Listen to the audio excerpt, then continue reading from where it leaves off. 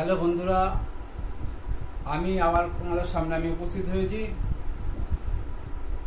আজকে একটা বিশেষ বিষয় তোমাদের আমি উপস্থাপনা করব। সামনে বিশ্বকর্মা পূজা এবং বিশ্বকর্মা পূজার জন্য আমি তোমাদের একটা ঘুড়ি তৈরি করে দেখাবো। সাদা কাগজ, ফেভিকুইক আঠা এবং ফেভিকল এবং দুটো কাঠি দিয়ে আমি তোমাদের এই জিনিসটাকে তৈরি করে দেখাবো। আমি মোটামুটি তৈরি করে নিয়েছি। এই ঘুড়িটাকে আমি তৈরি করে তোমাদের দেখাচ্ছি।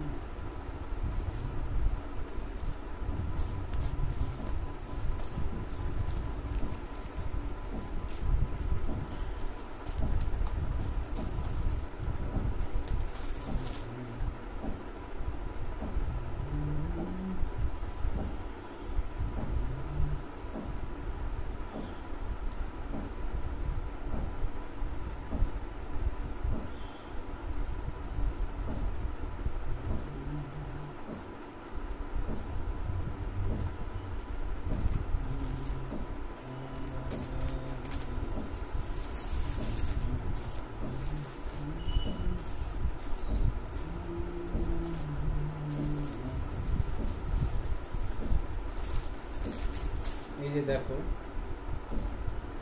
এটা হচ্ছে বলমার ঘুড়ি।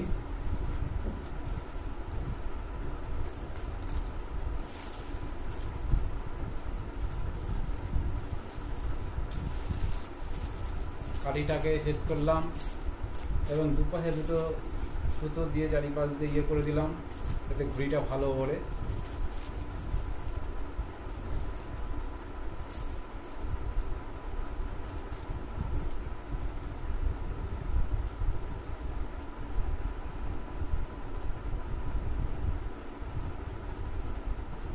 আমার এটা বানানো কমপ্লিট হয়ে গেছে, মোটামুটি কমপ্লিট।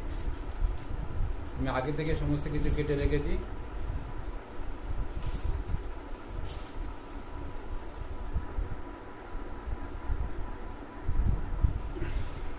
বন্ধুরা, আমি আগের থেকে সমস্ত কিছু গুছিয়ে রেখেছিলাম এবং তারপরে এটাকে তৈরি করলাম, করে যেটুকু আমার বাকি ছিল সেটুকু তোমাদের কাছে আমি করলাম।